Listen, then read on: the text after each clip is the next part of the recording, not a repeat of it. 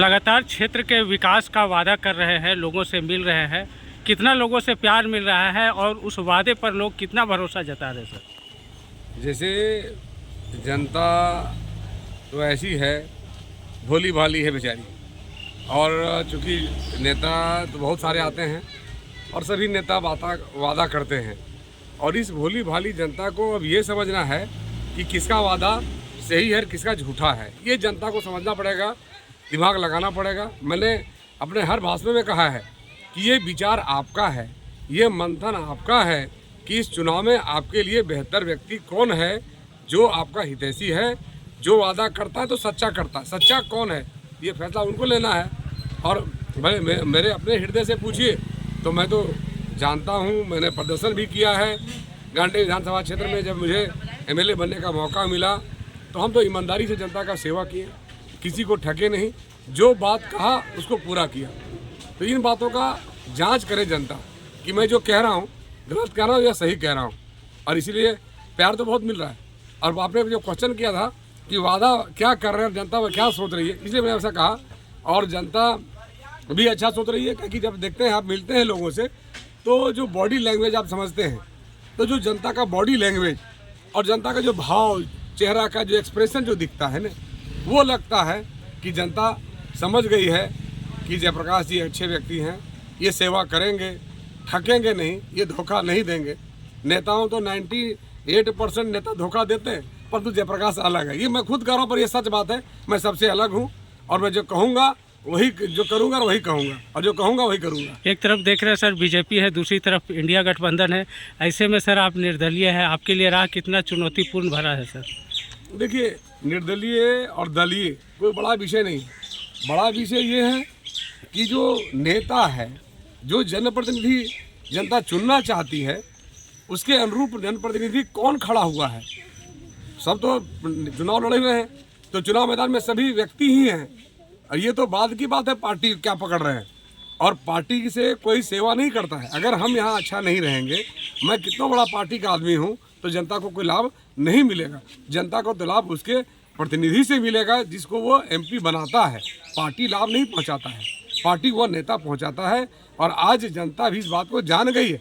जनता जान रही है कि हम लोग पहले पार्टी का हवा सुन के वोट देते थे, परंतु उस हवा से धोखा खा रहे हैं। हम उस हवा में नहीं चलेंगे, हम नेता को चुनेंगे। ये जनता तो खुद कह रही है। कुछ लोग लगातार बोल रहे हैं कि वो भाजपा के थे, फिर भाजपा में आ जाएंगे, ऐसा कुछ रिमर उड़ा रहे हैं। क्या हाँ, ये जो माले वाले लोग हैं, उनके पास तो अपना जनाधार नहीं है, कोई वोट नहीं है, हमेशा गलत काम करते हैं। उनके पास जितने लोग हैं वो लोग गुंडा हैं। आप देखिएगा, कल ही एक वीडियो वायरल हुआ था, और उस वीडियो में एक व्यवसायी को किस तरह से धमका रहे हैं, रंगदारी मांग रहे हैं। तो आप एक एग्जाम्पल शायद किसी ने रिकॉर्डिंग कर लिया, पर ये 100% सत्य है कि वो हर बिजनेसमैन को तंग करते हैं, वो हर डीलर को तंग करते हैं, और आम गरीब गुरबा को भी जमीन लूट लेते हैं। जमीन लूटने में पंचायती के नाम से रंगदार बन जाते हैं, मोटा पैसा लेके पंचायती करने जाते हैं, और गरीब को सताते। जो पैसा देता है, यानी रवि पैसा देता है, और गरीब का जमीन लूट लेते हैं। तो ये तो लुटेरे हैं। तो जनता को, और ये लुटेरे जो हैं, जब उनको वोट नहीं मिल रहा है, जब सपोर्ट नहीं मिल रहा है, तो वो कहते हैं कि भाई जयप्रकाश जी बीजेपी में जाएंगे। मैं बीजेपी में छोड़ चुका हूँ।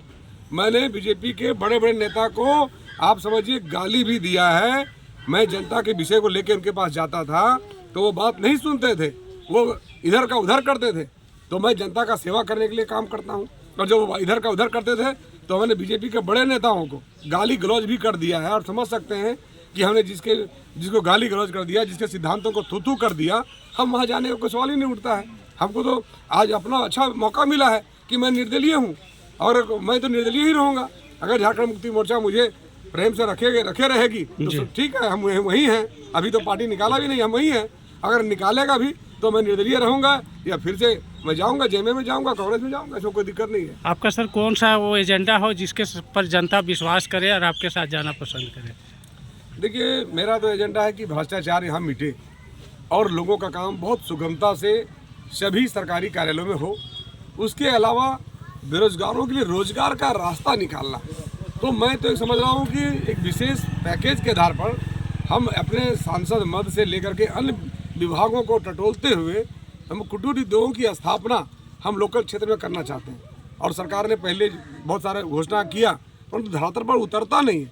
तो हम उसको उतारने के लिए मैं खुद ऑफिस में बैठूंगा। जितने हमारे लोग रोजगार के लिए एप्लीकेशन देते हैं और उसको अगर फंड चाहिए तो फंड भी मिल जाए, और हम उद्योगों की स्थापना करेंगे जहाँ सुगमता से उसको काम भी मिल जाए। और साथ में ही मैं ये भी सोच रहा हूँ कि हम खेती कार्य को यहाँ बढ़ावा देंगे, और खेती कार्य को बढ़ावा देंगे, और जब खेती उन्नत होंगे, बहुत कम लागत से, बहुत कम श्रम से जब अच्छे खेती होंगे तो लोग पलायन नहीं करेंगे। और खेती भी एक रोजगार देने का साधन भी है और खुशहाल जीवन देने का भी ये साधन है। परिवार में एकता भी बनी रहती है, परिवार के लोग एक साथ रहते हैं। तो इन प्राथमिकताओं के आधार पर हम काम करेंगे और हमारे बच्चे भी डॉक्टर इंजीनियर बन सके।